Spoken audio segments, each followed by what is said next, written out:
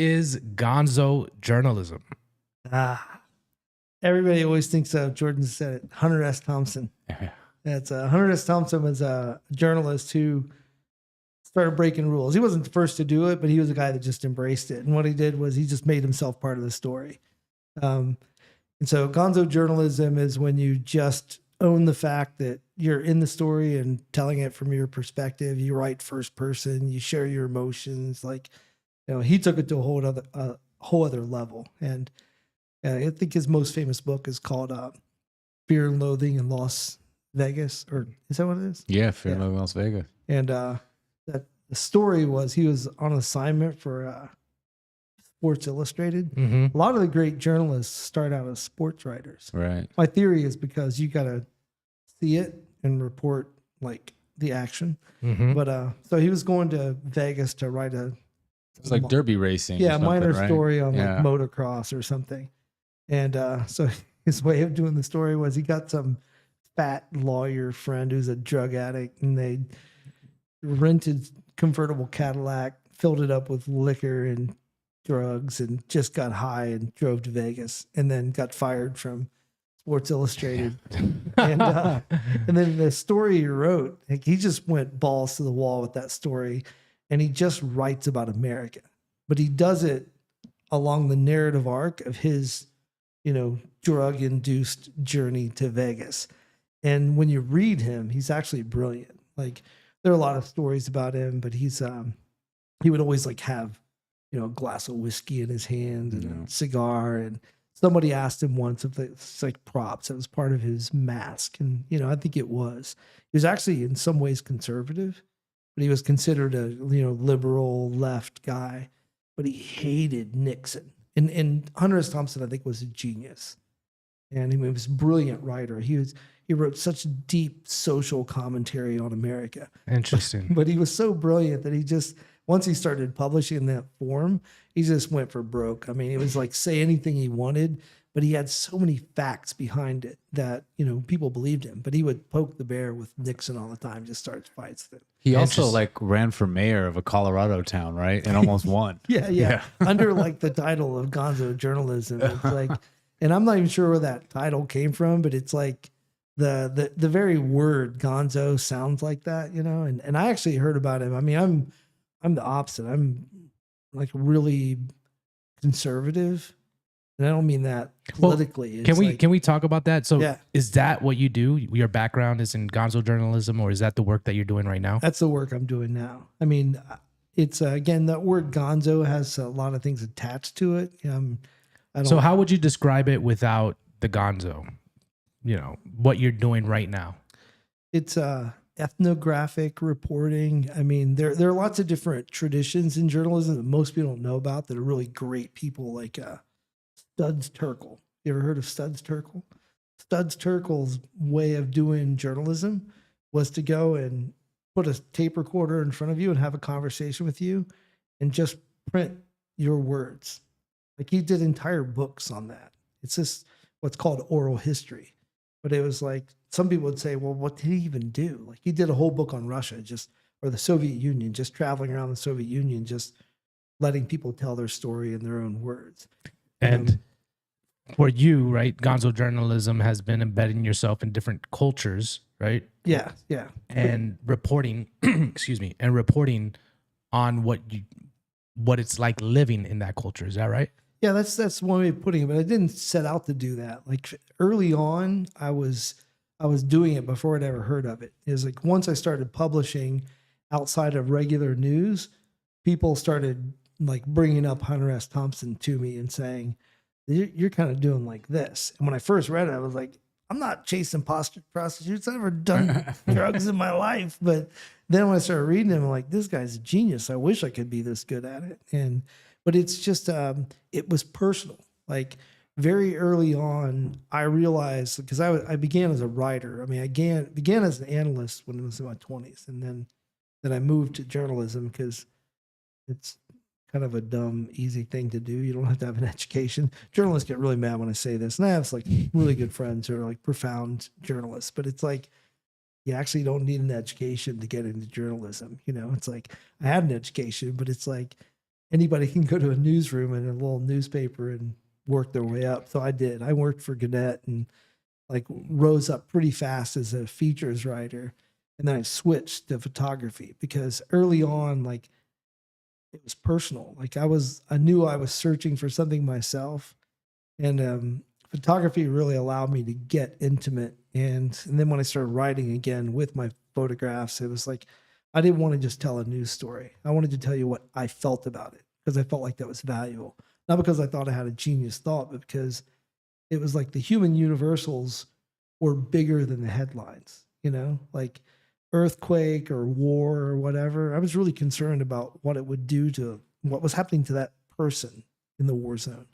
And so I found that the Gonzo style actually allowed me to tell a deeper, more authentic truth, strangely enough. What was your first story that you covered? You mean As ever? a photographer, but as the style you now, I guess, coming from the Gonzo thing, what was the first story you covered where you actually were there with the people? And The turning point, literally the story that made me a photographer was I was doing this story. I was still working for a small newspaper that was owned by Gannett. And so it's an Associated Press paper, which means your stuff goes out on the wire. And I had this great publisher, and he was really pushing me to, break out of the box, which always was anyway. He actually had a ceremony one day because I was getting in trouble, and he brought me a box of crayons and a coloring book and said, Holsinger, will you please actually try to bring it back and color inside the lines a little bit? Hey, that's a good way of getting the message across. It's kind of funny. He did it for the whole newsroom. And it's like, his name, crazy, COVID. Anyway, but I was doing this series called In America where I would just go live with people. And like I went and worked on a riverboat on the Ohio River and, and just I would just in bed with people where I'd do these Studs Terkel type, first person interviews and just, report that. But I was with the Amish. You know much about the Amish? Don't know. I just mean, from I what know see in movies. Yeah. Yeah. I mean, they were around in this city that I was living in Florida. And so, I mean, I know a little bit about them, but not details of what they believe or their customs or their practices. They're Christian, but they're an isolated community. They don't go outside their community. And what most people don't know is they're autonomous. So they're not like the Catholic Church. Like every Amish community has a patriarch and they make up their own rules. Now, they're pretty uniform and they got certain things to do, but some have collars, some have zippers, some have buttons or don't, None of them drive cars. The Mennonite have cars, but the Amish don't. Anyway, so I was with the Amish and I was a writer. And so I was living with them and was going to do the story. And they sent a photographer to photograph it. The Amish don't generally allow themselves to be photographed. So you had very limited time and photographers sucked. Like it was just embarrassing, the photographs that this photographer took. So I asked for the story to be held, and I borrowed my father-in-law's film Pentax camera. And I knew how to take photographs, and I'd actually taken a photo course in college. It's the only bad grade I got. I got an F because I took it because you had to take the course to use the darkroom, and I just wanted to use the darkroom. So I took it and never went to class. And so I knew how to take photos and I knew even how to develop. And so I borrowed his camera and I went and shot this thing myself. I'd built rapport with him, so that allowed me back. And 2 weeks later, I transferred. My wife almost divorced me. She ended up divorcing me later, but because I had risen up to, some level of notoriety and I had to take a pay cut and went all the way back down to the bottom, chasing ambulances with the camera. And so that's how I became a photographer, like an actual paid photographer. That's pretty cool. So it's like an organic, intuitive movement towards photography. Yeah. And so even though I was chasing ambulances and everything, I was photographing high school basketball. I mean, all the stuff that you do as a beginning photographer. But I already had this established desire of what I wanted to do. So I was already started pursuing photo stories. And so I would go off the reservation and any break I had, any time. I mean, I went to Mexico and I got, a month off to go because I was connected from my time in Washington. I had connections in the military. So I I went to Mexico and worked on this story on the war on drugs, but I just did it on my own. It just took time off. So I was already doing Gonzo type journalism from the beginning with my camera. My camera allowed me to just go wild with it. Nice. So I'm sure there's a lot more to your story that we'll get to, but just for, relevance sake, what are you doing here in El Salvador then with your work? Yeah, that's a good question. So what I do now is, in a way, I guess you could say I'm an artist. I have a gallery that represents me in Nashville, Tennessee, called Chauvet Arts, and they exhibit my work and sell my work. I travel all over the world, and I still shoot film. I shoot digital and film, but I still shoot medium and large format film. And so they sell my photos from different work around the world. And the other thing I do is I call myself a cultural auditor. And so governments and agencies will hire me to come and look at an aspect of something of their society or country, and help them understand something about their work. And usually that's a private reporting to that government agency or group, and then there'll be a product that comes out of it. And I call myself a cultural auditor because when you do an audit, you hire somebody to do an audit, you're not allowed to tell them what to do. Like, if you do a financial audit, like they have total independence. That's the whole idea of an audit. And that's how I work. So even though I'm paid by people, they can't have by contract anything to do with what I do.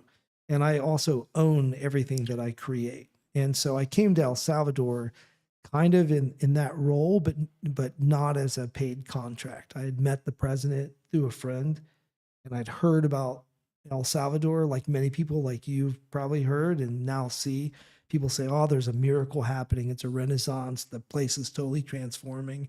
And I'm like, yeah, right. I know El Salvador. It's like gangland, civil war, like one of the bloodiest places in the world. I'm like, ain't no way. I know Haiti well, and I've been in a lot of war zones. Like, there's no way that place is changing. But this friend for 2 years was telling me, no, man, this president is the real deal. Like, he works directly with him. And I finally accepted his invitation and came down and visited and saw that it was maybe real. So I cleared everything off my plate and moved here. And that's what I've been here for like 9 months now. So what are your findings so far? Is it real? Yeah.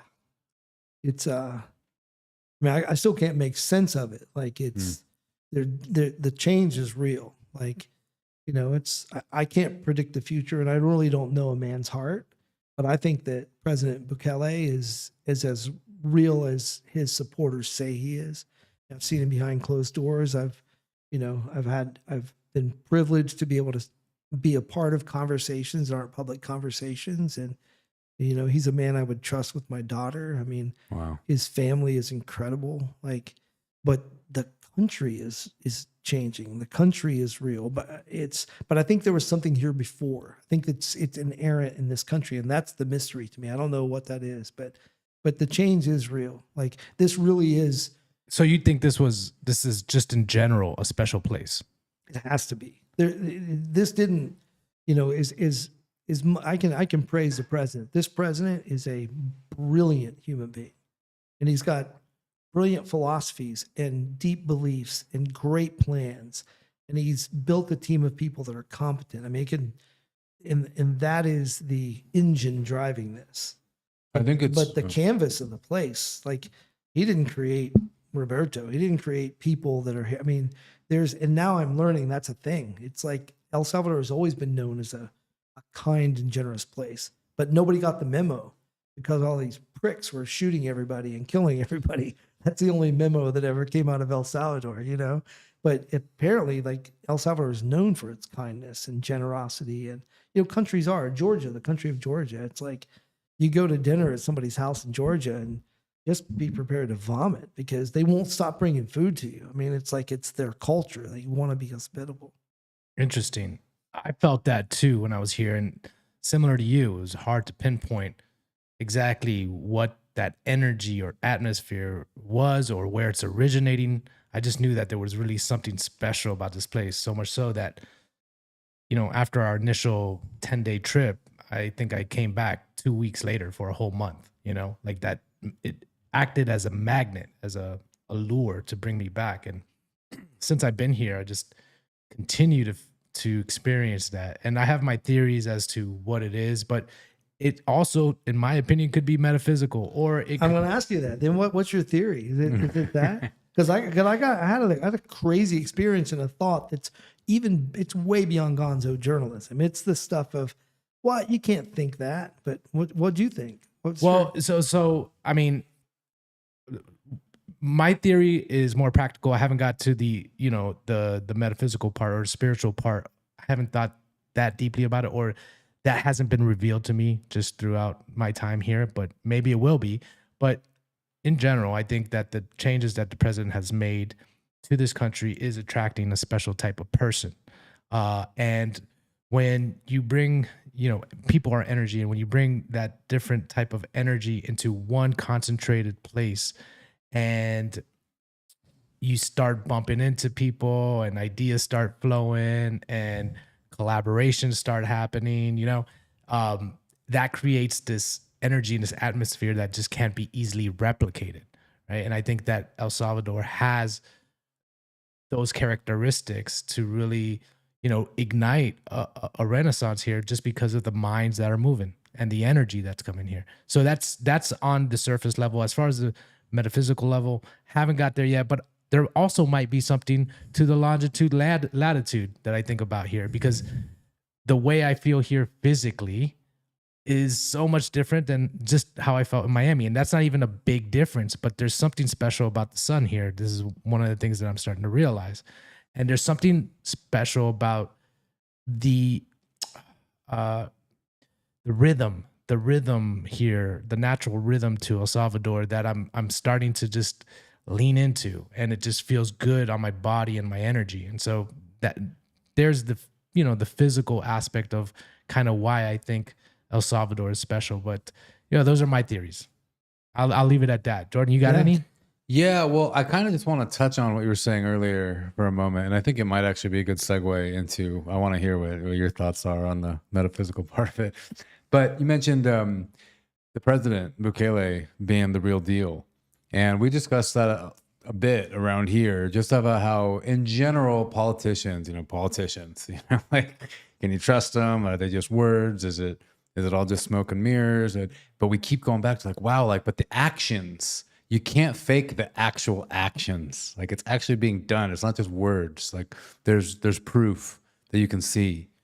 And so it's great to hear you say this from a perspective of someone who knows, spent time, like you said, conversations that are not public, you've been in the room for them.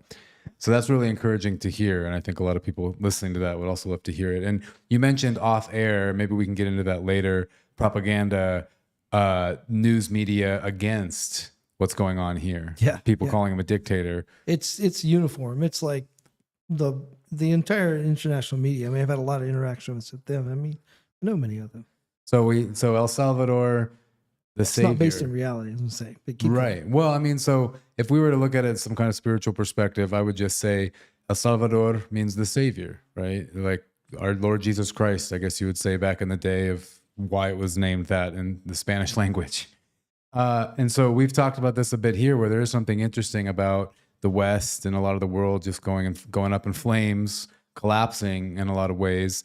Yet, in this place, that world is uniformly saying it is bad there. It's a dictatorship. The transformation is not real. It's not good, blah, blah, blah. It is a hub, to what Michael's saying. It's a hub for people that think differently, forward thinkers, people that want freedom, people that want to see a better future for their kids are migrating here in a ways. And it's like this ripe, lush, fertile ground for that to happen. And so what you're saying about the president, his policies, everything he's doing, it's almost like lifting a dark cloud that's been over this country for a long time.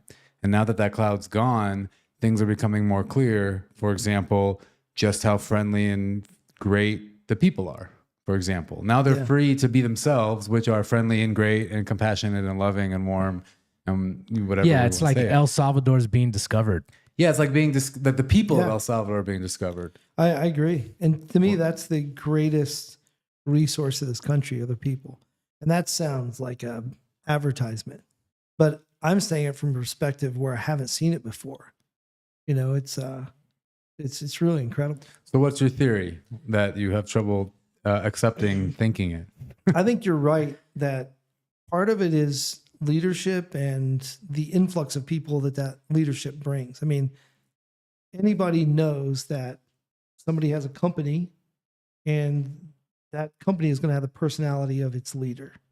And if that leader cuts corners, is dishonest, or has a secret life, that stuff is all going to affect the culture of the company. I mean, you know, if the guy's a cheat, it's going to have an effect.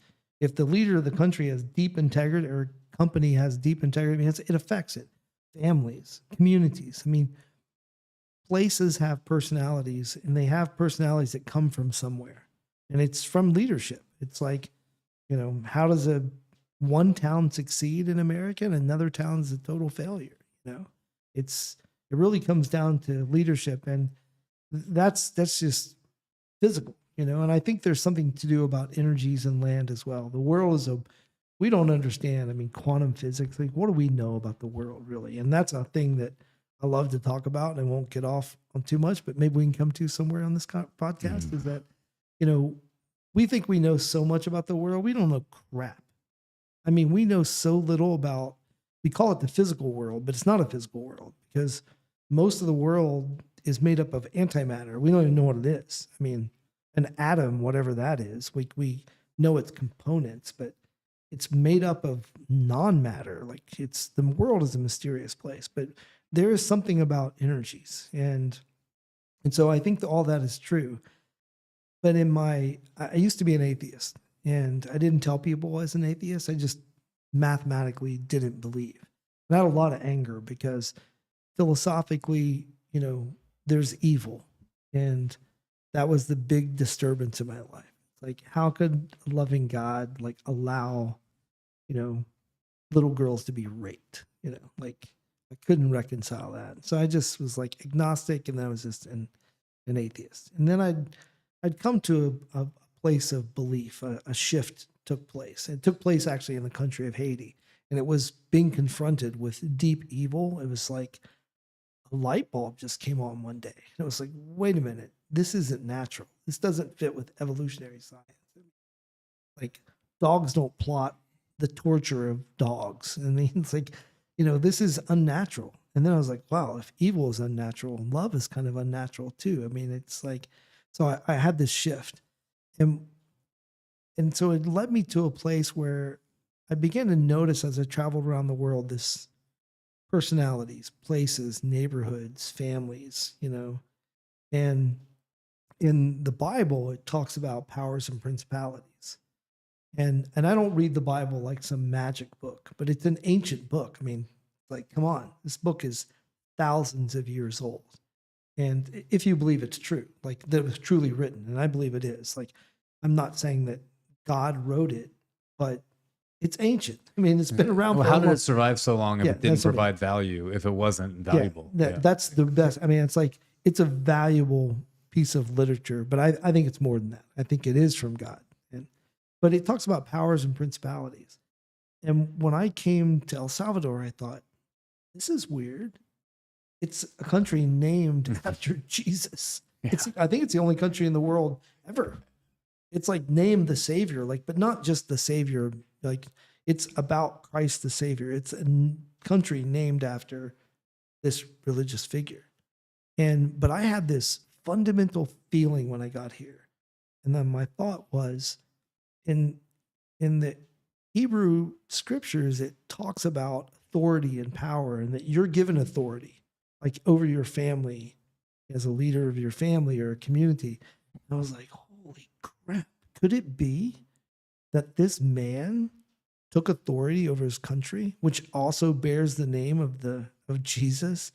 And if there is some truth to that metaphysical spiritual world, I mean, in theology, demons aren't omnipresent. They're not omniscient. They're created beings, so they're limited. And so if a man has been given authority over the country, like I felt it. I was like, this doesn't feel like war zones in Haiti. Like there's a different spirit here. And that's been fundamental. No matter where Roberto and I go, we work together in doing this crazy story I'm working on here. And it's like wherever we go, I keep waiting for the bad spirit and I can't find it. So That's is really interesting. And I mean, well, I shouldn't say I can't find it. I've encountered it. I've encountered it in Sakat with the murderers, but they're all locked up. So I guess to sum up what you're saying, are you saying that this place, as well as the leader, has somehow been blessed by God?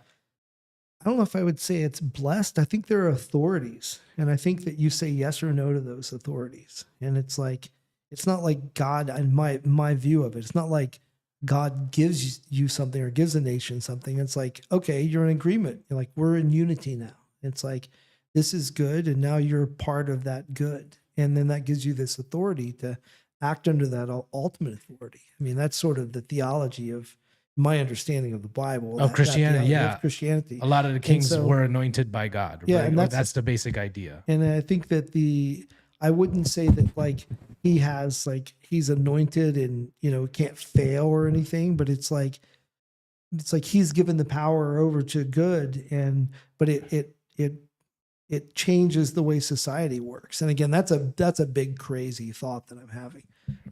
But Yeah. I felt it. I felt it when I came here. So one of the reasons why I didn't want to. Okay. Sorry. Breaking the mic. One of the reasons why I didn't go there is because I haven't fully fleshed out and thought about it, but you do feel it. You do feel like the spiritual, the spiritual energy here or something like that. Like you do feel like there's something special here spiritually. I just, kind of articulating that, putting that into words is hard to grasp right now, especially since my mind has been so busy. But yeah, if you think about the world that we're in, and if you think about it on a spiritual level, the forces of good and evil are always at battle. And it just seems like this here has become kind of like one of these bastions of goodness to emerge from. You know? I want to kind of explore something here too, since we're getting trippy. So it's like, and I don't want to say that there isn't anything bad here. People still break the law. People are loving and falling out of love. I mean, it's just reality here, but it's a different feeling. And I'm safe everywhere I go. I feel totally safe everywhere. yeah. I mean, okay, so we've met gringos here that moved long before the gangs were cleaned up, and they said they felt fine. Right? They were surfers. They said the gangs didn't really bother them because then the police would get involved if the tourists got. But in general, I don't know if they would say, I can't speak for them, but I don't know if they would say they felt safe like we do now. Like we came back in December for the first time and it was crazy. Like feeling completely like more safe than just being in, like, cause you're in Latin America, you go out in a city at night, like you don't know what's going to happen, like. But here, like it almost doesn't cross my mind, like walking outside at night, things like that. So that's like the first part of it.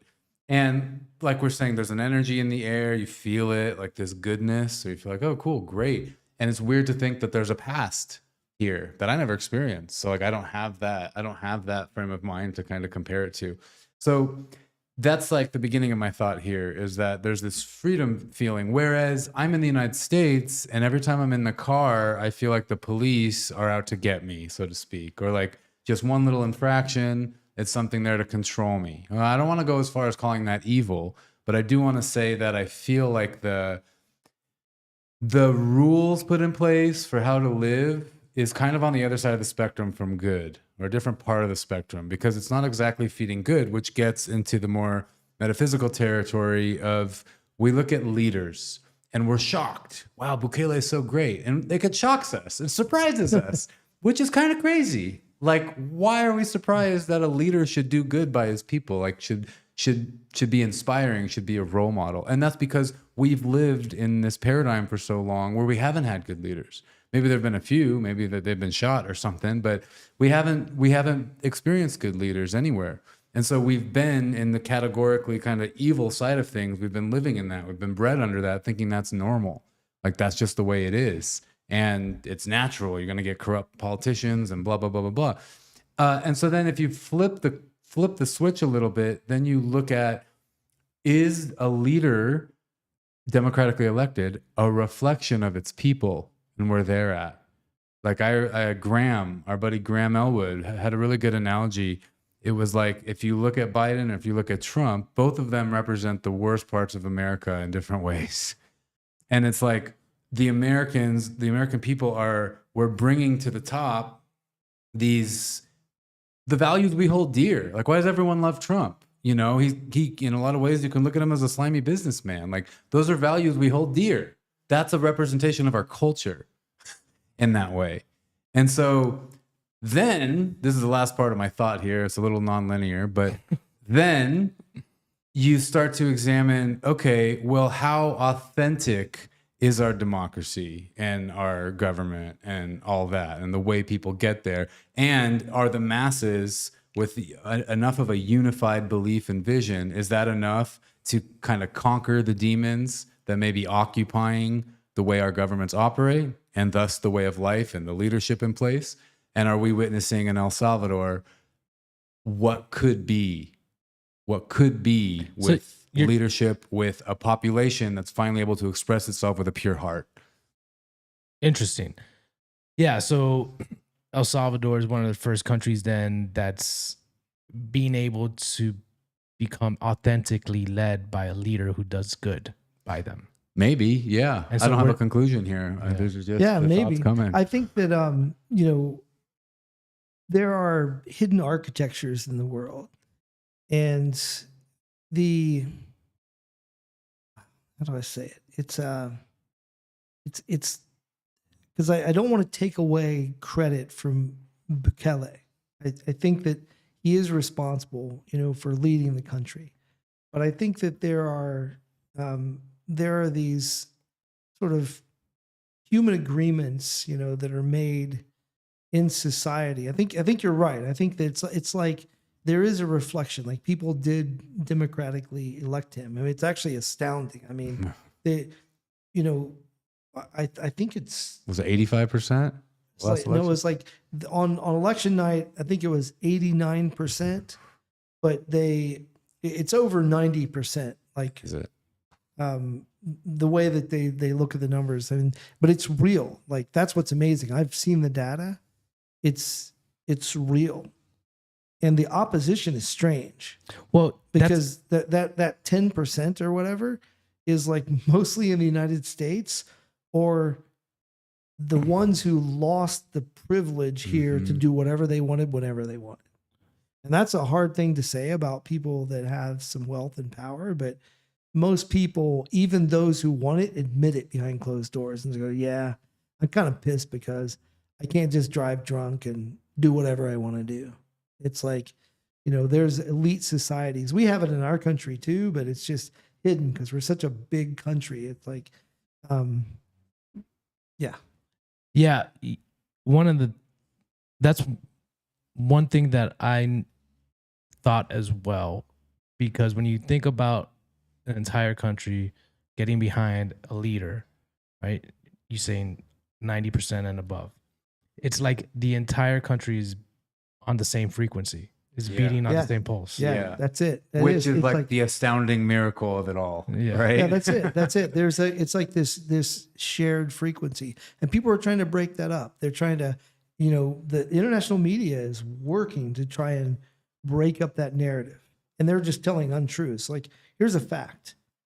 I hope I don't get in trouble for revealing this. I don't think I don't think it's like unknown, but it's the U.S. State Department has not taken, this is a fact, has not taken El Salvador off the travel ban, not travel ban, but level C, travel orange warning, or whatever. Yeah, and it doesn't match the statistics at all, the reality. And so there have been, and this is the part I'm not sure how much I can talk about, but there have been official complaints, like, from the government here, and there have been other complaints filed by other countries saying, how can the United States government not, like, how can they keep issuing this warning when there's no evidence for it? And the answer is that, and the State Department wrote a letter of rebuttal for this. It was like, basically said, your statistics are a lie. Wow. It's like, wait a minute. Like, the country is living proof of the statistics of security. And it's like, the crimes that they're saying are happening are not happening here. Well, it's almost like 1984 George Orwell. It's really weird. It's like there's this like concentrated effort to say that things here aren't the way they are. And then those who aren't here seeing it will believe it. And, and that 10%, they're trying to expand that 10% and cause more doubt and risk. But there's this unified frequency. But I think the architecture behind it, it's a different way of thinking. So when I lived in Haiti, I lived with the warlords. Can we just talk about how you came to live to Haiti first? Yeah. So, you want the long or short version? Short version. Okay. So the short version is 2005.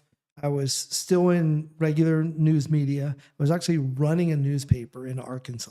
Mm-hmm. I did that to try to save a marriage. I left Thailand, came back, took a desk job, but it was a desk job with action. So I was a player manager. I don't know if anybody's ever done this, but I was running the Searcy Daily Citizen in Searcy, Arkansas, daily newspaper. But the deal was I got to still be a photographer.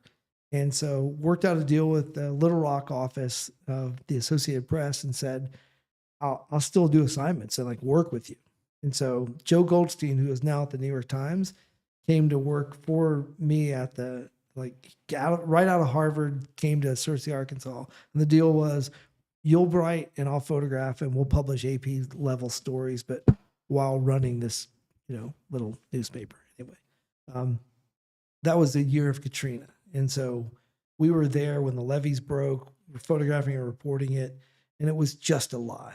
I mean, there were horrible lies that the news told that we were part of. Like, no black man ever shot a shotgun at a helicopter. But people still tell that story. In Haiti during No, Katrina. in New Orleans. New Orleans. No, there was no evidence of any children being raped in the Superdome. But that was a story that was told again and again and again. And after that, I was like, I'm done. Screw this. I quit. And I just quit in one day. Like, I can't give a notice. I just got to get out of this. And I didn't know what I was going to do with myself. And I had a friend that was former Peace Corps in Haiti. And I'd gone to Haiti when I was 17. A friend of the family was a missionary pilot. And I went there and had a summer of adventure right before college. And, she's like, let's go to Haiti. And I was like, okay, I'll go to Haiti with you, but with no mission. Like, I actually thought I might become a missionary because I'd had a faith awakening. And I was like, I don't know what I'm going to do with my life, but probably not going to be a photographer or writer anymore. So I went to Haiti and just started wandering around. And I started these relationships. And so during that visit, I'd done some clandestine work for the United Nations. That was during the gang war. And in Cité Soleil, it was the largest slum in the Western Hemisphere, I think at the time, like 500,000 people, and the most dangerous place in the Western Hemisphere at that time. And it was run by this gang member, Amaral. It was murderous. And the head of UN Political Affairs had a relationship with them and said, we can't send anybody in here legally. The UN was forbidden for going in.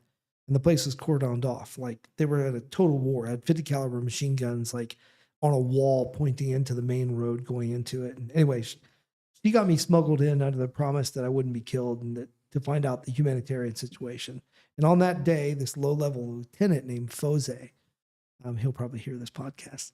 He because he doesn't like to be called a gang member. I know you're not a gang member, buddy. You're a community leader. But he really is. He's like not in that world at all anymore. He is a community leader in the North now. But Fose pointed a gun in my face and said, give me all your cameras. And I'm like, you're going to have to kill me first. Because I knew that Emerald would kill him if he killed me because he'd get in trouble. And it was a gamble and I lived. And anyway, started this relationship. So I just started going back to Haiti with not working for anybody, not doing anything. And I was forming these relationships at all levels of society. So that's how I came to live in Haiti. Yeah, I just eventually just moved there. And then kind of by accident, I started doing these, what I then came to call the cultural audits, but that started in Haiti. And then I started wandering around the world How long did you live in Haiti? off and on for 12 years. Wow. Yeah. And, Wow. but it's, but when I was living with so when I went to work for the prime minister and was going to get paid, because in Haiti, it was always on my own funds. And I went to work for him in a similar relationship like I've described. And the expectation was going to get paid and going to live in a house, big compound, armed guards, the whole deal. And Fose, who had come up in ranks, said, you're going to be like every other foreigner. You'd never live here. And I'm like, find me a house. But here are the criteria. It's got to be 2 stories with a dedicated entry to the second, floor. I mean, this place is dangerous. I mean, it's like most people in Haiti never enter Cité Soleil. The prime minister, Laurent Lamont, I was the person who took him there for the first time, like to visit Cité Soleil. And so I go to live there, but here's my point, the story. I opened up my house. And the Fose lived in the bottom, I lived in the top. And all their kids basically created a school in the house. So I'd go to work in the palace and I would come home at night, like to the slum, which was really weird. I became like a party favor during that time. Like Tony Blair from the former Prime Minister of England came for a state dinner, and I get a call from the assistant to the Prime Minister like late at night. It's like, come to the house, and I'm like, "So you want me to take like group photos or something?" It's kind of weird. I'll do that. And I get there, and he wants to introduce me to Tony Blair, like a party favor. He's like, "This is the guy I told you about. Like, he lives in the slums. He's living in the slums, man." It's like, this is Flip. This is the guy, Philip. Anyway, so I'm living in this house, and here's my rule. My rule was I'm not locking any cabinets. There's a point to this. And like the food in the pantry is like, I'm not going to lock it. And it was hard because everybody was stealing all my shit all the time. Like the kids were, not the gang members. They didn't touch electronics or anything valuable. They ate all the food. And even the gang members were like, you got to put locks on the cabinets. You're never going to get these kids not to do this. And then I just kept at him. I'm like, this is about friendship and trust. It's like the moment I put a lock on the cabinet, we're not friends anymore. Mm. Like, I want to be friends with you. I want to have a house we don't need all these rules. And it worked. It's amazing what it did in the relationships. It's a crazy story to tell, but I know that this president's philosophy is government's role isn't to take care of you. It's not here to give you handouts and make your life better. The government's role is to support your work, make you free, give you security, and create the least amount of barriers to you succeeding. That's like just keeping the cabinets open, but that's society. It takes society being willing to do that. It's like, I'm not going to put more rules on you. I'm going to take them off, but I'm going to provide security. And now you got to do the work. Amazing. I think that's what's happening here. Yeah, that's a good point. People are like, I'm free to work. And that's what people tell us when we're traveling. They're just like, I don't have to worry anymore. Nobody's extorting me. I can work.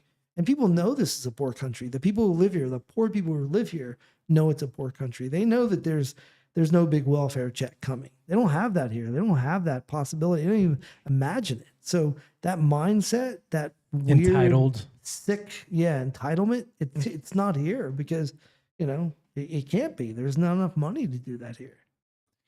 We have this analogy we've used, the bottom-up renaissance. So thanks to the president, the conditions are there for then the people to actually innovate and create a new society. Well, that is partly why we're here, right? It's like, okay, not only has he made El Salvador safe, or Bukele and his administration, I'm sure he's had help from wonderful people who have put this whole plan together and executed. Yeah, they got a great team. Yeah. And so now we get to operate here in a safe country. But on top of that, I feel like he's leveled the economic playing field as well. It's all part of the same plan. Yeah. It's all infrastructure, Bitcoin, like finance, the new banking law that's about to be passed. Yeah. I mean, it feels like all foundational. Yeah. It's infrastructure. Yeah. Foundational layers. So builders can come here and work and build and create prosperity, So as a byproduct, he's not trying to, use the government, right, in order to create prosperity, because that's basically communism, right? Yeah. But but he is providing the platform for, For you to build prosperity yourself. yeah, for you to build prosperity yourself. And that's what's interesting to me. And it also makes me realize how much of a forward thinking leader he is, because, technology is liberating the individual, and it's giving the individual a tremendous amount of power to create, to build, to do things. And like governments are now trying to fight some of that, right? And they're going to spend their money and their resource to stop innovation from happening, where he's saying, in order to maintain control, and he's saying, no, I'm going to let go of control so innovation can come here. And as a byproduct, we're all going to benefit from that. At least that's the interpretation I have. No, I think you're right. And and people are afraid of it because they question intent. They're like, what's the motivation? And the assumption is, he's not doing this for good. He's got something, there's something in it for him. They just can't believe it, that there would be a true public servant. But his track record, all the way back to this town here where you're on, he was the mayor, right? His track record of how this all came about, and it's been consistent from the beginning. So it's like, why are you questioning and thinking that he's going to become a tyrant? And he could. I mean, it wouldn't be the first time that somebody likes power and doesn't want to let go of it. I'm not saying that's not a possibility, but the evidence isn't there. The evidence is that this person is removing rules, creating safeguards to guard against corruption. I mean, it's like giving people Bitcoin is like, how hard it is to confiscate Bitcoin, which is probably the number one MO of any dictator, is steal the wealth in any way you can. Yeah. You're giving people the opportunity to just keep their money in Bitcoin. It's like that, to most Bitcoiners, I think, is the ultimate argument. Like, it all boils down to the money. Well, it's a big signal, right? Because it seems now he values property rights on a level that most governments don't, right? Like, so much so that he's, he is making it policy that this government is friendly to the idea where you have complete ownership of your wealth and capital. And that's what he did by adopting Bitcoin. And that's a huge signal. Whereas elsewhere in the world, and including here, aside from the Bitcoiners, most people aren't even educated about the nature of money and private property, and how it's your wealth is stolen from you in the form of inflation.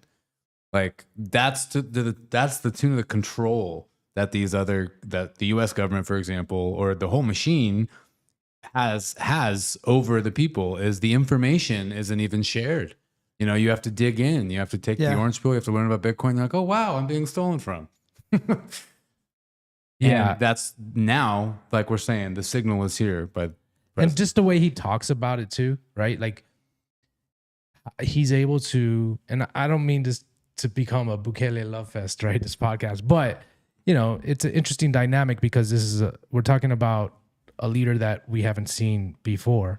And one of the ways that's on display is just the ideas that he talks about, going to CPAC and talking about, why pay taxes if governments can just print money, and talking about the whole mechanism behind that.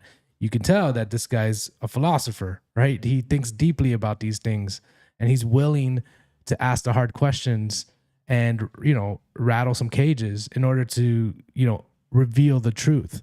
And it's the truth that you were just mentioning, right? Like, oh my God, this is all a scam. And then not only reveal it, but say this country is actually going to take a different route by adopting Bitcoin.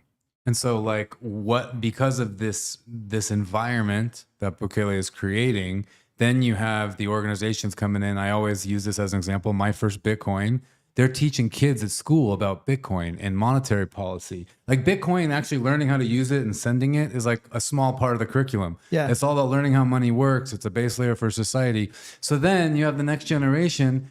You can't fuck with them. You can't manipulate them the same way that old generations could be, because they're educated. They get it. And there's a chance there'll be a turning point where they're going to be more educated about this stuff than most people in the United States. In like most 5, people 10 about years. the world. That's a really good point. And so what happens when you have a society that's been educated on, like, one of the foundational layers of how civilization is built, money, right? To the point where they can't be manipulated, and they're not going to accept your scam and, your scam fiat currency. and are building on a world that's based on sound principles, sound foundation. What does El Salvador look like in 10, 20 years? That's really what's interesting to me. Well, and that's what he's investing in. He is truly, and again, I'm trying to make it into a love fest of him. I came and took a hard look around the country, and I just keep seeing evidence of it working well. Mm-hmm. And he is a philosopher. I mean, there's on the night that he was reelected, February 4th, right? February 4th. There was a press conference, and he was attacked by this British journalist. And sorry, Will, buddy, but that wasn't a question you asked on February 4th. That was an accusation. Is that someone you know? Yeah, he's like he gave he's like almost a 2-minute long question, he gave a little speech, and it was a privilege. They allowed Will to speak first, ask the first question, but he threw all this stuff at the president. It was like, are you rewriting democracy and changing what it means or whatever? And the president gave this brilliant answer. And I remember being stunned at the answer. Like, it was just so informed, like a history professor. Profound. Profound. And my memory of it, that it was power. Like, he was attacked with power, and he spoke back with power. Interesting. 6 months later, and I was working on my story, my security story, and I was remembering that press conference, and I sent a message to one of the president's team and said, "Can you send me video and transcripts from that whole press conference? I want to rewatch that and re-see it, And when I watched it, I was shocked about what I missed.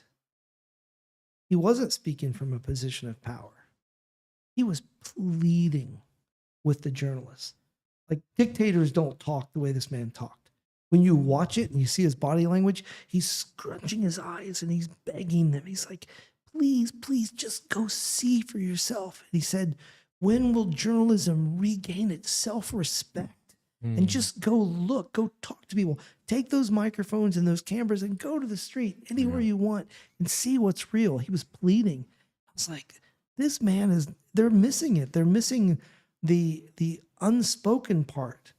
All the body language clues and everything or cues are that this man is speaking from a deep place of concern and belief. He wants even the journalists to succeed. He wants them to have dignity. It's like you see it in him. And that plays out in policies. Everywhere that we go around the country, I just keep being shocked. I'm like, nobody told me there was a bridge being built in the middle of nowhere. It's like, you see all their promotion. They have great communications, and it's said to be propaganda because it's so well done. But it's like, they're not even beginning to tell you all that they're doing. It's like, there's so much going on here that I don't know if you were surprised. I keep speaking of Roberto. He's not mic'd up, but it's like, were you surprised at any of the stuff we saw, the roads and the bridges and things? Yeah. It wasn't something that I was expecting so up north, because it's so underdeveloped, and it's always been northeast. Yeah. It's always been underdeveloped. It's no news for us that the whole region, they don't have big main roads. And when the president came, they started building these main highways for them to help. But we were on a really rural part. And I wasn't expecting. He was talking about this bridge for a couple of days now, and I was like, okay, let's go see it. But it's actually a huge bridge, like for a city. And it's, it's in the middle of nowhere. It's on the road is, I think it's SAV 25. It's like, if you're heading in the middle road across and you're going to be by San Miguel, you turn north to a little village called Dolores. But what's the river? The Titi Watakana Mana. Sorry, El Salvador. I'm allowed to. But my point is that when I saw this bridge, I knew what it meant. Like, the road before you get there is barely one lane wide, and then it turns into a 1 lane road again, like another 10 kilometers. But that bridge is so big because they're going to widen that road. It's going to be a commercial corridor. But when you get to the north, there are little paved roads everywhere. There's so much attention being given. They're building the infrastructure so that you can access one of the most beautiful. I mean, that place, it's like at the land of King Kong. There's water pouring from 1,000-foot cascades Where is coming this? out of mountains. Northeast El Salvador. Do you have like a region that we can go to or a town Yeah, to? Morazan is the region. It's a department. Perkin department- is the town. Perkin is this little town, but it was the center of the guerrilla strongholds. It had that bad reputation, but it's like it's like going into the movie King Kong. As a matter of fact, I was saying that, and God rest my mother. My mother died last month. And, Sorry to hear that. Yeah, thanks. It was unexpected. But my mother's loved old King Kong. We would watch these old movies, Mighty Joe Young, King Kong. And I often think about her. And I had this weird thought. We were traveling, and I told Roberto, I'm like, I know this is kind of weird, but it's like, you know, in the spiritual world, like if my mother's spirit's still alive, and as a Christian, I do believe that. And it's like, actually, she gets to be on the adventure with me. She gets to be here now. Like, she never could go on any of these big adventures. So like, she would love this. It looks like the land of King Kong. And I'm saying this, and he wasn't with me at the time. You didn't get to see the King Kong yet. no.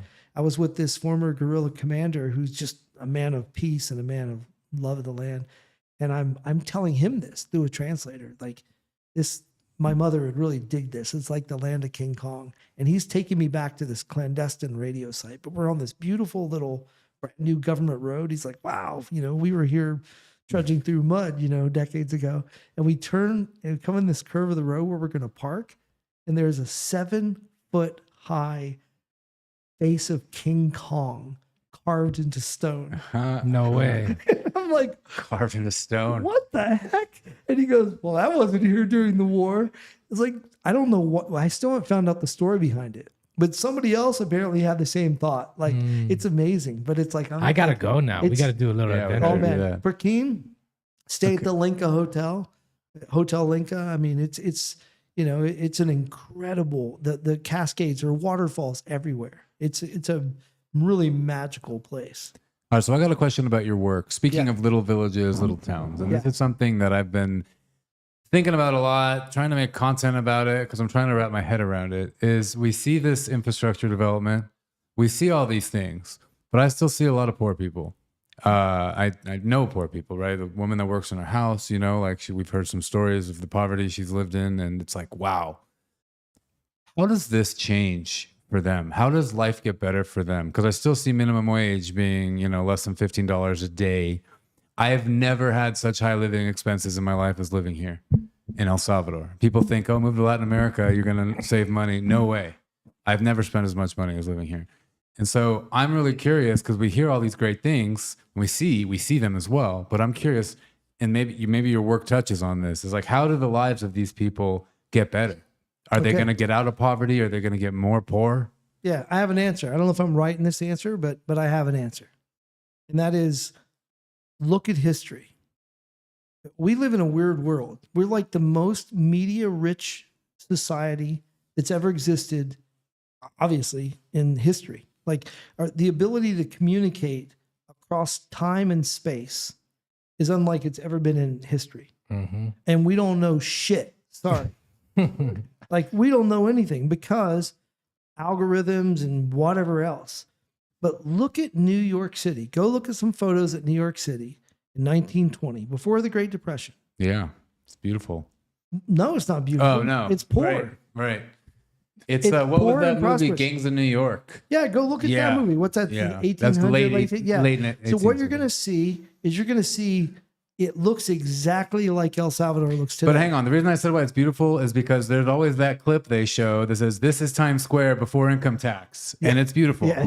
But when I say it's not beautiful, I mean, it's beautiful, but it's like New York City was prosperous for some, but it was Right. made up of tiny shop fronts and stores but it was poor. There were lots of poor people. Shanties. But what New York had was they didn't have a welfare society.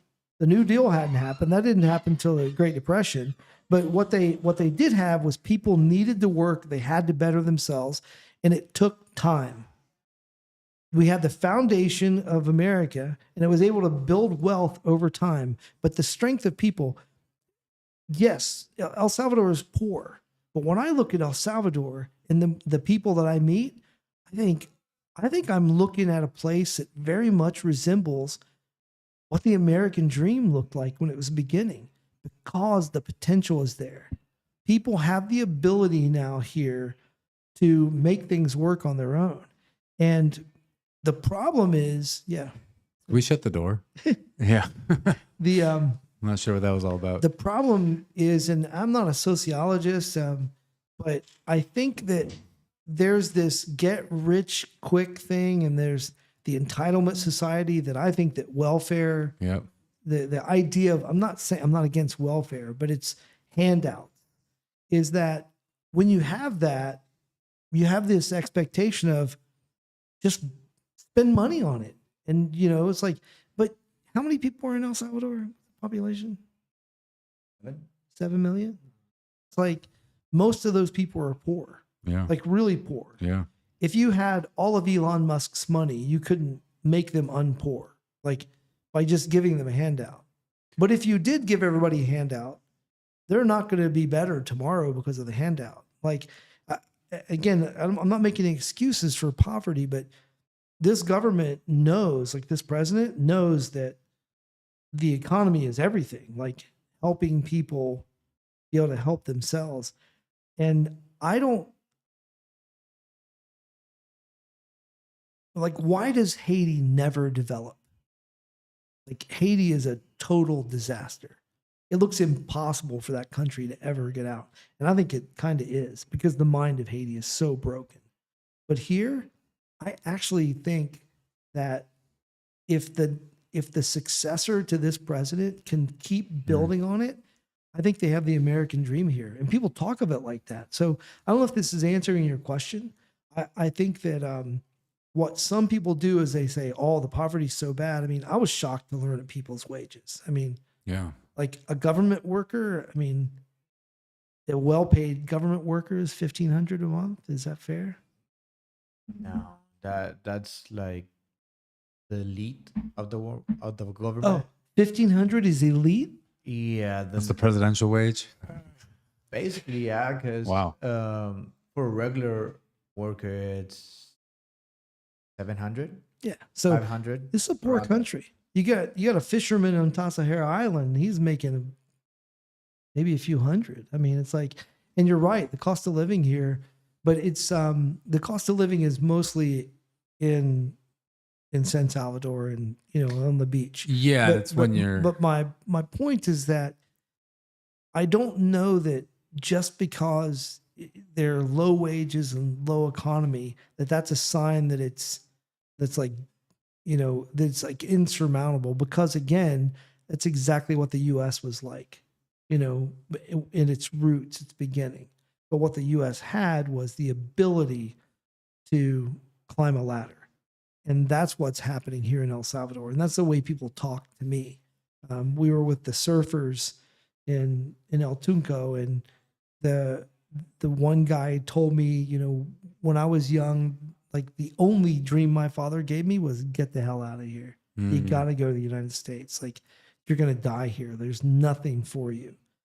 He said, but that has changed now. Like, his children can dream. This is the way he put it. There's hope. He said that they actually legitimately can get an education and they can have a vision for their life remaining here in this country. Lots of threads to pull on that. We talked to Mike Peterson from Bitcoin Beach and Aaron from Murph's Life. Are you familiar with Murph's Life? He's building a whole little eco village up in the mountains, basically with his motto, like, teach them to fish. So he's building this whole thing, planting all the trees that the little flowers that they can sell for $15 on the road, and making a restaurant, making a hotel, helping build houses for his community workers with an Airbnb on top. Yeah. Right. And then, as they say in Bitcoin Beach too, is like, sure, these people are still kind of living in the champitas, but now they have a business. Now they have hope. Now they can maybe make $100 in a day, from their tourism, rent the quad or whatever it is. And so it's like this condition, once again, this environment of teaching a man to fish.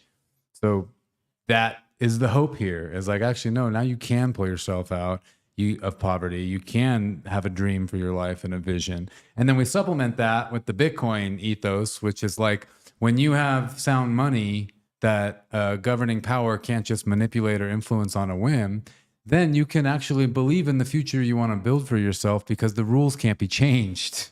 Yeah. And that's the thing people fear. They're like, can this last? Will the rules change? You know, I mean, and as security goes, it's terrifying because this country is secure now.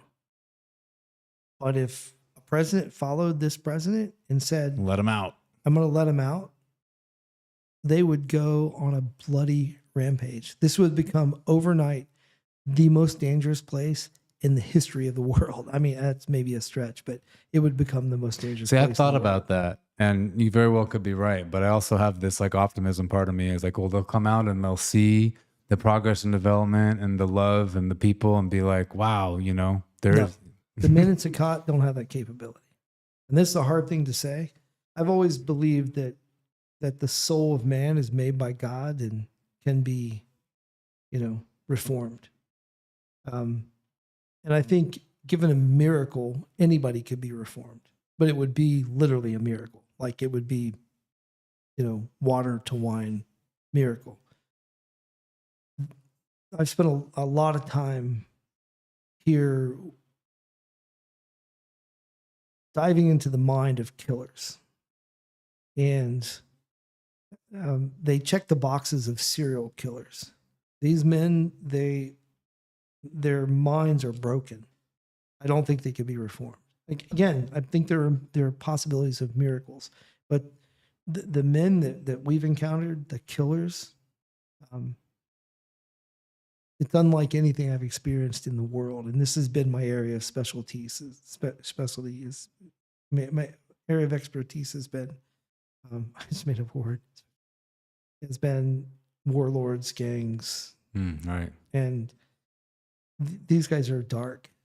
They're broken. Now, what the world doesn't know is that Sakat gets all the attention. That's the supermax, you know. It's built for 40,000 people. It's the largest prison by capacity on earth. It's not full yet, but it will be. They're all killers. But what the world doesn't know is the other prisons, the head of prisons, Osiri, his passion is rehabilitation. When you go to Mariana, everybody's in class all day long. It's incredible. Like Mariana's a prison. Yeah, Mariana's one of the. It's not the largest, but it's pretty big. It's 20,000. It was the largest due to capacity. It's not the biggest one, but yeah, it had the most inmates. Yeah, Now they have different workshop for them. Everybody is in class all day long. It's really incredible. So there, but when I talk about that possibility of like I think it would be a fool, fool that would release somebody from Sakat, has no idea what they're dealing with. Some bleeding heart. And let me tell you what they're dealing with. Here's what they're dealing with. So Roberto and I, one of our investigations has been to this quadruple murder of these 4 soldiers that were kidnapped in 2016 before Bukele. They were kidnapped. There's a long story for it, but they were kidnapped by one of the gangs and they were murdered, almost ceremonially murdered.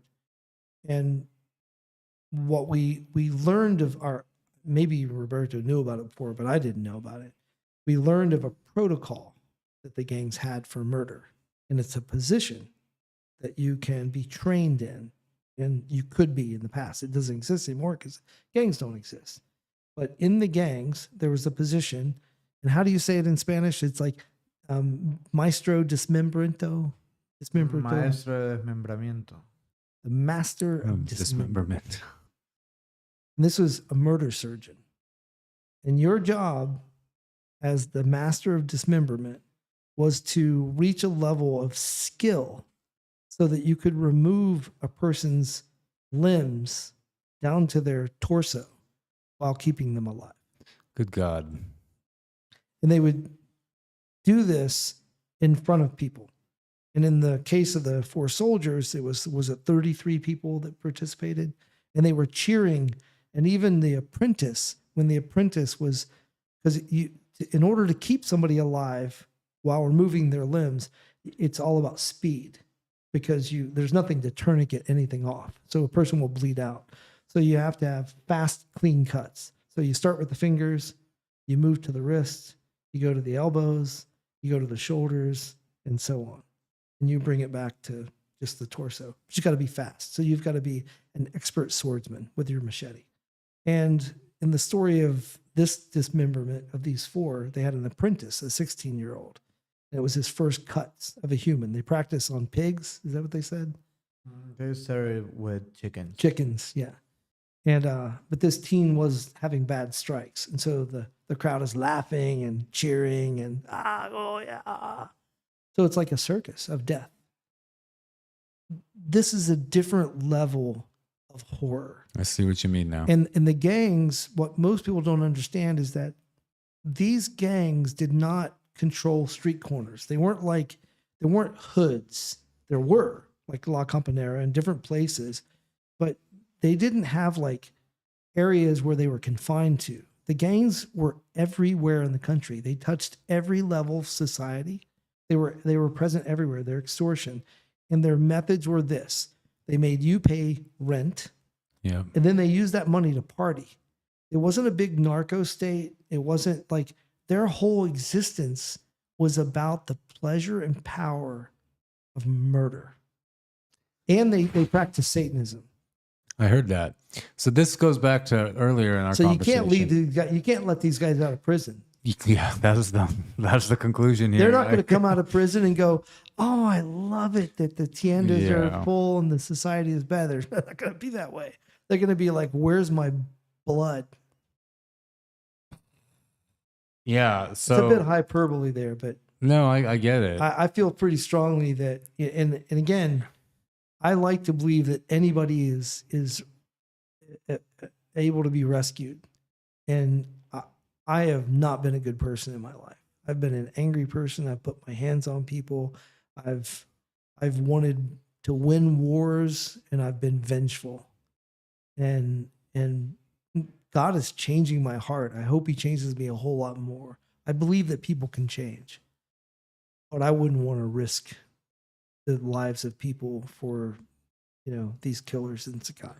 So going back to the start of our conversation with the people here, the quality of the people, the heart of the people, that survived throughout all of this gruesome horror. No idea how. And it's what essentially manifested these new conditions for life here with Bukele.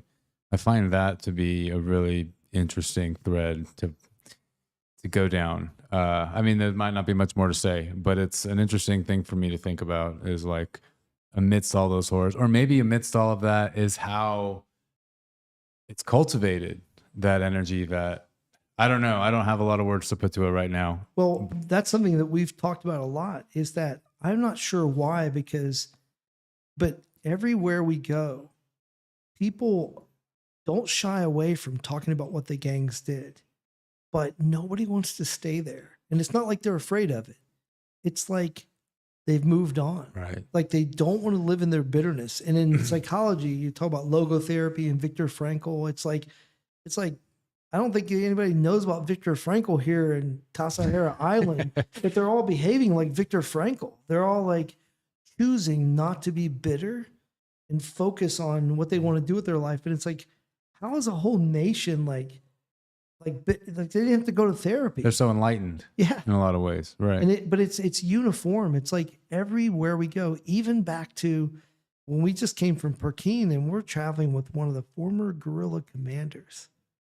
And he is like preaching to us, not trying to sell it to us. It's like he doesn't live in bitterness. Like he only talks about the war and then says things like, we have to remember because what we all did to each other, so we never do it again. But then he wants to talk about the beauty and where things are. Like, it's like, how can this man, a soldier, not be angry? And Yeah. I mean, and the brutalities of the war on both sides. I mean, they were massacres. So there might be something to connect there with the election of Bukele, a leader that leads by example, that, is for real. And this enlightenment, for lack of a better term, of the populace. Throughout all of this, they're not carrying bitterness, angst in their heart. and they're moving on, but without shying. There's no spiritual bypassing. Yeah. They're acknowledging, they're not hiding it, they're not keeping it as trauma in their body. Maybe some people are, depending on individual Well, circumstances. yeah, there have to be. I mean, Yeah, the traumas were, Yeah. unbelievable. Yeah, no, I don't want to take that away or downplay it, but to the point of just the reflection of the leader and the people and vice versa. This is once again just another fascinating thing to think about here throughout this conversation. The first time Michael and I came, we thought the big story was Bitcoin, and I had my camera and we were making content, and every person we talked to, because we came on like our own trip, we didn't see any other Bitcoiners. We were all we met a couple expats that had businesses, but we just talked to local Salvadorians that, had businesses, restaurants. And every question we asked is like, what's it like here? What are the changes like? And everyone, Bukele and the security couldn't go outside after 6 p.m. Couldn't park your car outside. You couldn't go to the park with your kids, like all this stuff. And we're like, whoa, like I didn't hear this. I didn't hear about this in the narrative on Twitter and like the media. Like this is what it was like. But they're all like super happy and talking about it and like, well, yeah, we can party now. We can enjoy ourselves. We met this one restaurant owner in Lago Coatepeque, and he was telling us how he had moved back from the States with some money, and he started a restaurant, and he had to shut it down because he couldn't afford to pay the rent to the gangs, to the cartel, or not the cartel, but the gangs. And so then he ended up starting another one, and literally, before he started the new one, he had this restaurant and he had workers there like working on it, building it. And literally the gangs surrounded them. So we're going to kill all your workers if you don't pay the rent. Like if you don't pay us now. And, So they would. Yeah. And So he paid them off and he didn't have any money to continue building the restaurant. So he saved more money somehow and he started another restaurant. And then literally the guys came and say, okay, $800 a month plus, a crate of beer every time we want it, all the conditions. And the guy's like, well, no, I can't. No, I'm not going to pay that. And he's like, he gets a text like with a picture of his wife and his 2-year-old daughter in a stroller going, all right, if that's what you prefer, you don't want to see them alive again. And he's just telling us these stories. And we're like, wow, we had no idea what these people have lived through. Like even just telling you the story, I literally have no idea. I have no frame of reference or experience for what that could possibly be like to live in. And here we are talking about how beautiful of a place it is now and the hope and the possibility. And it's the savior and whatever, a hub for a renaissance in the new world. And in such recent history, there's this trauma. It's beyond words. And I don't know what, again, I think it's inherent in this country. I think there's some spiritual thing in your country but leadership has something to do with it. And when the government went to war on the gangs, so there was a long history. There were several wars against the gangs, and there were policies. And I forget how you say it. Wasn't one of the policies in like the mid 2000s, like the Iron Fist or something like that? Yeah, like 2004, I think it was 2000. Yeah, around that. 2004, 2005. And that policy was just kill them. I mean, Brazil had a similar policy. I always heard the governments were the reason the gangs persisted. Well, it's part of it. Like there is a symbiotic, Yeah. That's a whole other story of the depth of the corruption, here. And that was connected anyway. That's a whole other story. But the gangs permeated everything, and the plan to defeat them, there had been other plans, and one of the plans was the heavy fist, which like treat them the way they treat you. Well, it didn't work. Violence breeds violence. So because of that, this long study that Villatoro did, the Minister of Justice, one of the trusted people and the sort of one of the heads leading the plan for security, the president's directive was, we can't be like them at all. The only way to win this war is to do it clean. So it's forbidden to have vengeance at all. Like you will suffer the same punishment as them if you do that. And that policy was real. It wasn't a lie. The media doesn't want to believe it.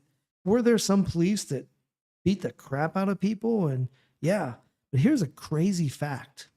And I'm going to get the numbers wrong, but I always get these numbers wrong from Villatoro. But it was like the year before Bukele took over, it was something like 1,000 gang members were attempted arrest and half of them were shot. Something crazy like that. It was like 50% of the attempted arrests like led to death of gang member. And as soon as this president took over and his policies were enacted, it was like the number went down to like 200 that were killed against 30,000 arrests. So the percentage of people that were killed in that first wave was like minuscule. And it was evidence that they weren't like, if they got killed, it's because they put a gun in their face and, you know, there was like, it was a war. But those numbers have fallen off. And when they declared the state of emergency and went to war, I think only a few people were killed. They killed a bunch of cops. 32. But it's like, Right. the fact is that this government fought them clean and the population knew it. Now they did some other things. They cleaned house. They built cases on everybody before they started the war against the gangs. They built cases against 76,000 gang members. They built cases on them before they started arresting them. Wow. They built cases on the guards, on the police, on the military. And then they started a whole new training program without communicating what they were doing. So they were creating people from scratch, young men and young women who were being trained like Navy SEALs. Truly, some of them were trained by the Navy SEALs in values and courage and respect, paying them well. And so once they went to war, they eliminated the bad cops, the bad guards. They overnight like changed the prison culture. The prisons are the safest place you can be in here, especially Sakat. But that's by design, and the population knows it. I remember hearing the president talk with Tucker Carlson about this, about how if you're a gang, you can essentially use the people, citizens, as collateral damage. You know, like who care? They don't care if people die. But if you're the government, you can't do that, right? I mean, I guess you could, but you wouldn't be a very well-liked government. Yeah. And to your point, it's like it was very clean because, yeah, no one died, or very few people died, and most of that was on account of the actions of the gangs. Yeah, and we know Marino, the head of defense, and he is a good man. And he fights clean. That's their directive. Like, and the soldiers are proud of that. They have incredible training. Again, I get some of my facts wrong, but the El Salvadoran Special Operations, Special Forces team won the world like special ops games last year. They beat the US. It was in New Hampshire. Really? Yeah. They're that That's good. cool. I didn't hear that. Like, Wow. super well trained. These Wow. guys are amazing. Wow. But like the way the government, and this is again back to the people and why I think that people will have the ability to change their world here and to build what would be like an American dream. People know the government means what they say. So the government can't be everywhere. The police can't be. But they know now if somebody comes to rob a little tienda, and there are cases of this where one lady, like an old lady, held up her phone and started recording the guy and was like, didn't she like say something like, you can kill me, but they're going to catch you because they're seeing Yeah, you now. there was a couple of videos where they just posted on TikTok and tagged the police and the president. Then the account of TikTok from the police would show them arrested. Like Wow. 3 days after the robbery. Yeah. TikTok. So people Wow. don't tolerate it now.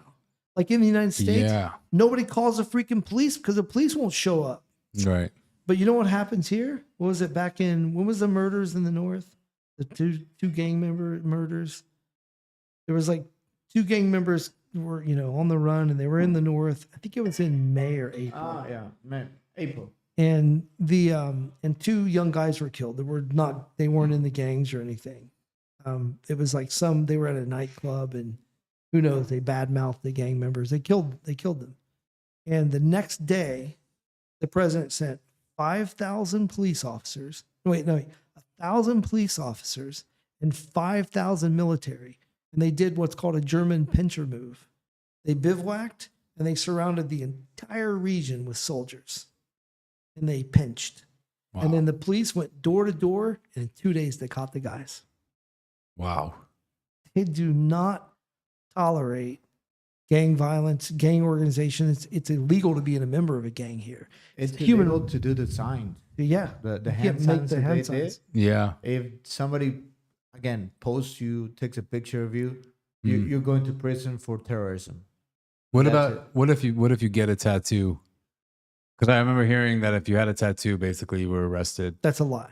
Okay. But if you have a gang tattoo, Yeah. Yeah. Also, a certain tattoo. It might be with the letters or MS letters or the number either 18 or 13. I think they're not well seen right now. If you do it right now, for example, if you do it, I think you can get away with it. But if I do it or somebody here does it, you go to jail. They will verify. make a case for it, and then set you free if you're not from the gang. Because that's another thing that people say online is that they're not giving these gang members fair trial. Not true. They have cases for all of them. Again, so this sounds like I'm pro-government, but I'm just pro-reality. So in war, and this was the plan, this is the method. In war, war is about territory. That's why the plan to defeat the gangs is called the territorial plan. Because the philosophy was the gangs are an occupying force in the country. You have to remove their territory. So you have to remove their ability to be in their neighborhoods and their strongholds. That was the concept. But also when you win a war, it's all or nothing. And after World War II, nobody went around asking German soldiers, you know, were you kind of a bad guy or a good guy or whatever? They just arrested them all. If you were a German soldier, a Nazi soldier, I mean, especially if you're SS, it was like beyond question. So these guys are like SS. Everybody gets arrested. And if there's any suspicion that you supported SS, you go to jail. And it took years sometimes for some people who were innocent to be vetted. Is that good? No.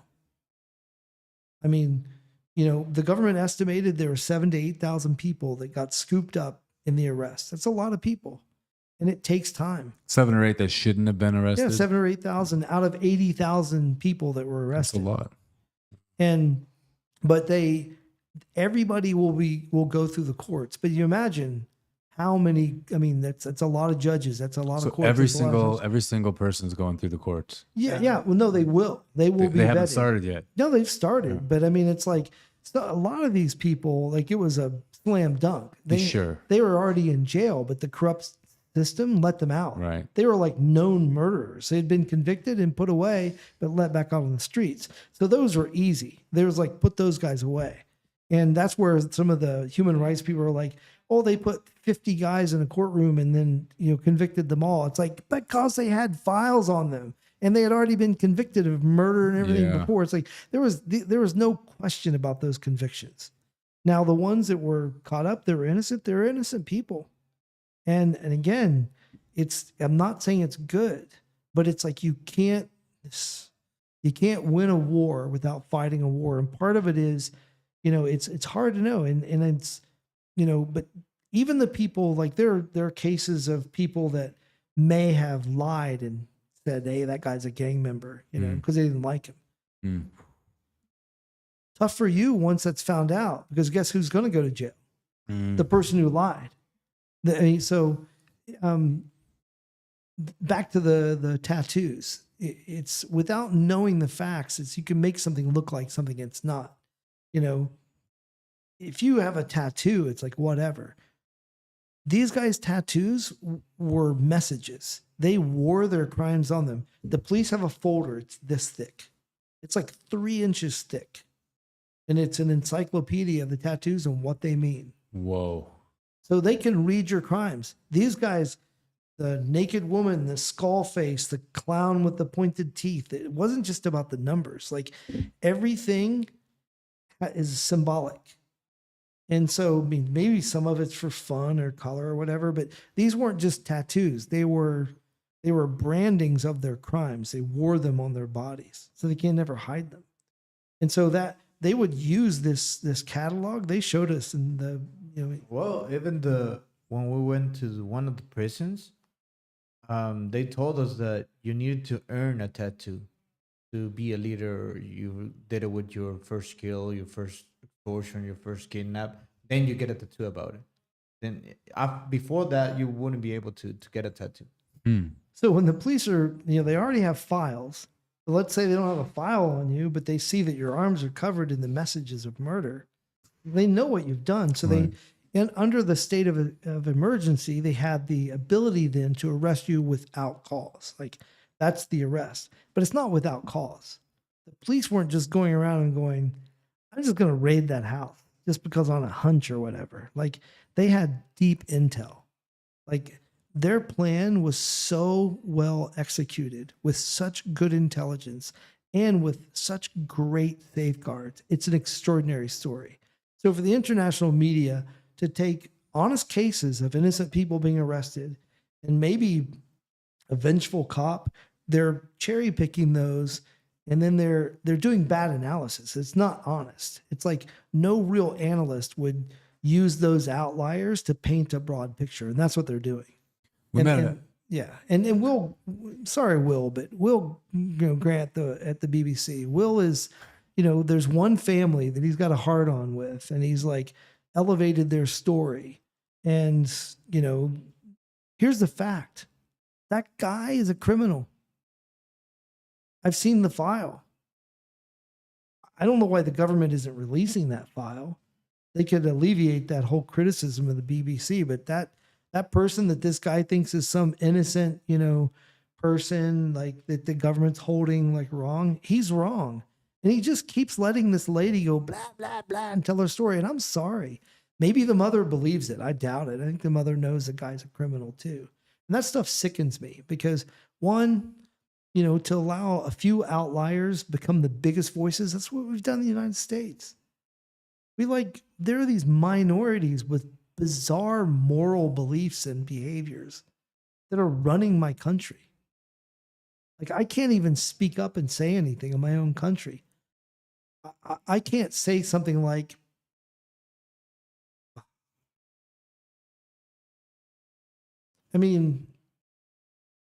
we commit euthanasia in the United States we commit euthanasia in the United States every day. It's part of the operating procedures of hospitals. But they don't call it euthanasia. They call it like comfort care. It's grotesque. We kill people. We don't fight to keep them alive.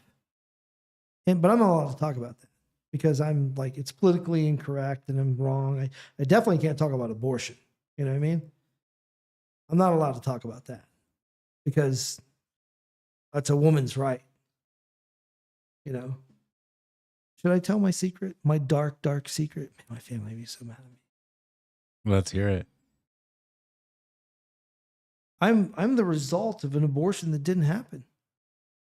Aren't we all? From Okay.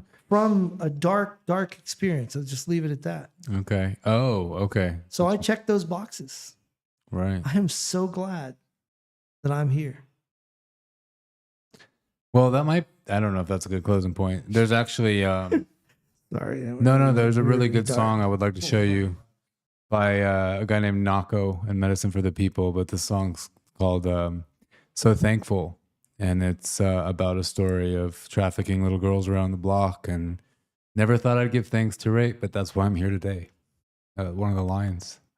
Well, my point for saying that isn't to talk about those subjects, but to make the point that I'm sorry that when you're fighting for people and justice, that bad people and that good people get caught up, and it's terrible. It is tragic.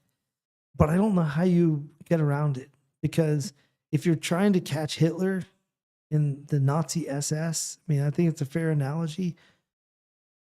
You've got to get them fast and you got to get all of them. You can't leave any of them on the street. And that's going to mean that they're going to be innocent swept up. Again, this is easy for me to say that because I'm not in jail.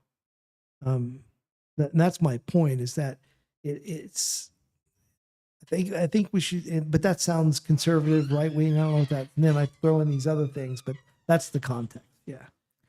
Well, I'm a flurry of emotions right now, and I think that's I a good missed it, place to man. close down. I dropped the bomb. Boom. Did Yeah. you? Yeah, I had to take a call, but I'm curious. I'm gonna listen back to You get this to listen to the podcast. Yeah, I'm podcast. good Yeah. surprised. So if someone wants to find out about your work or see it, about what's going on, what your photos in El Salvador, can they find it anywhere? No. Okay. Yeah. I don't do social media. It's like I don't exist. You want to work with Sovereignty Studios? We can manage your social media. Yeah, maybe. But Sounds like you got some adventures and stories to tell. It's great content, man. yeah, it's I mean, I would like to share what we do and how we do. I'm very guarded because I want to protect people. But it's I'm not against social media. I just don't want to do it.